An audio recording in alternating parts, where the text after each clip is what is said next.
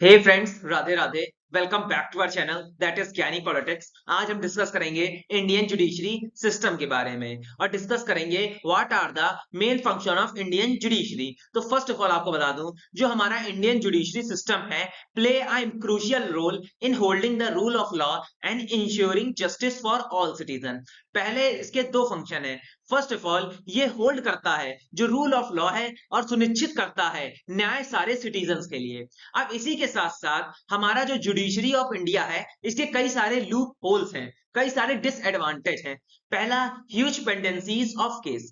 The court of India are burden with a massive blockage of case leading to the delays in delivering justice. तो दोस्तों, जो India का judiciary system है इसमें एक large amount of cases हैं जो ऑलवेज पेंडिंग में पड़े हैं, जिसकी वजह से जस्टिस डिलीवर होने में बहुत ही टाइम लगता है। The backlog is primarily due to the shortage of judge and insufficient case management system। और ये जो हमारा केसेस का पेंडेंसीज खड़ी हुई है इसके दो कारण हैं। पहला कि हमारी जो जुडिशरी सिस्टम है यहाँ की जो जजेस हैं बहुत शॉर्टेज है। सेकेंड ऑफ ऑल जो हमारा मैनेजमेंट सिस्टम है वो बहुत ही इनएफिशिएंट है। अब इसमें भी कुछ पॉइंट है। As May 2022 4.7 crore cases are pending. The fact that this figure keep rising. तो बेसिकली दोस्तों 2022 के अनुमान से इंडिया के अंदर 4.7 करोड़ केसेस पेंडिंग्स में है और ये दायरा दिन पर दिन बढ़ता ही जा रहा है। अब हम डिस्कस करेंगे अगला लूप होल हमारी जुडिशरी सिस्टम में, that is inadequate physical and digital infrastructure. Basically India के अंदर आज भी इतने सारे कोर्ट हैं जिनके पास court room, limited access to basic facilities like rest rooms, waiting areas और पार्किंग स्पेस की लैक है, उनके पास नहीं है। द कोविड-19 pandemic has highlighted the need of digital infrastructure for conducting visual hearings and ensuring continuity of justice. तो दोस्तों, जब कोविड-19 आया था उससे हम सबने सीखा कि किसी भी चीज में डिजिटल इंफ्रास्ट्रक्चर बहुत इंपॉर्टेंट है। इसी हिसाब से जस्टिस को एफिशिएंट बनाने के लिए हमको इसमें डिजिटलाइजेशन लाना पड़ेगा। Only 9 out of 25 high courts in India has implemented live streaming। और इंडिया के अंदर 25 हाई कोर्ट में से केवल 9 हाई कोर्ट के अंदर लाइव स्ट्रीमिंग का ऑप्शन है।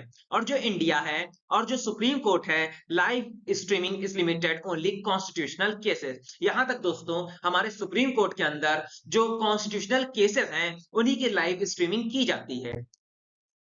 अब हमारा जो दोस्तों तीसरा जो लूप होल है हमारे जुडिशरी सिस्टम में, that is inequality of representation. Another area of concern in the composition of higher judiciary where women are unrepresented। देखिए दोस्तों, यहाँ पे बेसिकली रिप्रेजेंटेशन भी बहुत ही अनइक्वल है। एक और एरिया जुडिशरी का इसलिए वंचित है क्योंकि यहाँ पे वुमेन्स की पार्टिसिपेशन बहुत कम है।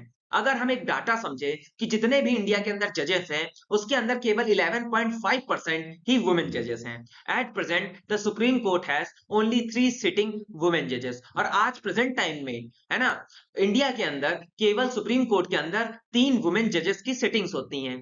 That is justice B V Nagarathna will become a chief justice of India in 2027 for 36 days. और ऐसा अनुमान लगाया जा रहा है हमारी जस्टिस बीवी नगराथा चीफ जस्टिस ऑफ इंडिया बन सकती हैं 2027 में केवल 36 दिनों के लिए। अब हम डिस्कस करेंगे what measures can India adopt to reinforce and empower इस जुडिशरी। अब इंडिया को क्या क्या से मेजर्स लेने चाहिए जिसकी वजह से उसका जुडिशरी सिस्टम फिर से डेवलप हो और एम्पावर करे। फर्स्ट ऑफ ऑल इसमें है strengthening e court system. There is a need to implement e-court system that can streamline court process, reduce paperwork and improve efficiency। वहीं दोस्तों, अगर हमको इंडिया का जुडिशरी सिस्टम को पावरफुल बनाना है तो यहाँ पे डिजिटलाइजेशन लाना पड़ेगा, ई-कोर्ट सिस्टम क्रिएट करना पड़ेगा जिससे यहाँ का पेपर वर्क रिड्यूस होगा, एफिशिएंसी बढ़ेगी। और इसी के साथ साथ हमें online filing of cases, e payment, video conferencing जैसे माध्यमों का भी सहारा लेना पड़ेगा।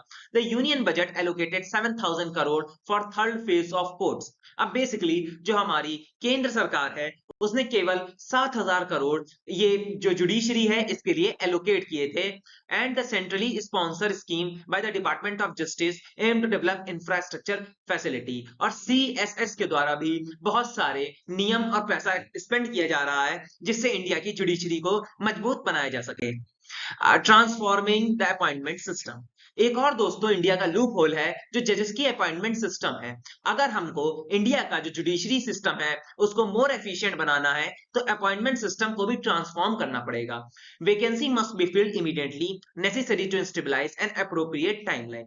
बेसिकली इंडियन जुडिशरी के अंदर जो वैकेंसीज हैं उसको बहुत एफिशिएंट करके टाइमली फिल कर लिया जाए, जिसकी वजह से लैक ऑफ जजेस और इनएफिशिएंसी ऑफ सॉल्विंग केस का जो टाइम लैग है उसको क्लियर किया जा सके। Another significant element that can unquestionably aid Indian developing better judicial system, that is all Indian judicial service। अब बेसिकली इंडिया के अंदर जो जजेस की नियुक्ति होती है वो ऑल इंडियन जुडिशियल सर्विसेज के द्वारा होती है और इसको भी हमें चेंजेस करने की जरूरत है। सेकंड के पॉइंट है case management software. There is a need to develop and deploy case management software that can help track case progress, automatic administrative start facilities। अब दोस्तों हमारा जो ई जुडिशरी सिस्टम है इसके हमको सॉफ्टवेयर की भी हेल्प लेनी पड़ेगी जिसकी वजह से हम केस को ट्रैक कर पाए कि किस प्रकार की वहां पे प्रोग्रेस चल रही है, एडमिनिस्ट्रेटिव टास्क को ऑटोमेट कर पाए और बेटर कोऑर्डिनेशन कर पाए जजेस, लॉयर और कोर्ट स्टाफ के द्वारा। और इसी में दोस्तों आखिरी पॉइंट है public legal education। There is a need to promote public legal education and awareness program that can power citizen to understand their rights and obligation। तो बेसिकली पब्लिक लीगल एजुकेशन की भी इंडिया के अंदर बहुत जरूरत है जिसकी मदद से जो कॉमन सिटीजन है वो अपनी राइट्स और ड्यूटीज के बारे में जान सके और कहीं ना कहीं आउट ऑफ कोर्ट सेटलमेंट्स भी प्रमोट करना चाहिए जिससे जो स्ट्रेस है कोर्ट का वो रिड्यूस होगा। तो यही था दोस्तों मेरा video regarding Indian judiciary system. अगर आपको टॉपिक पसंद आया हो तो लाइक सब्सक्राइब शेयर कीजिएगा एंड राधे राधे।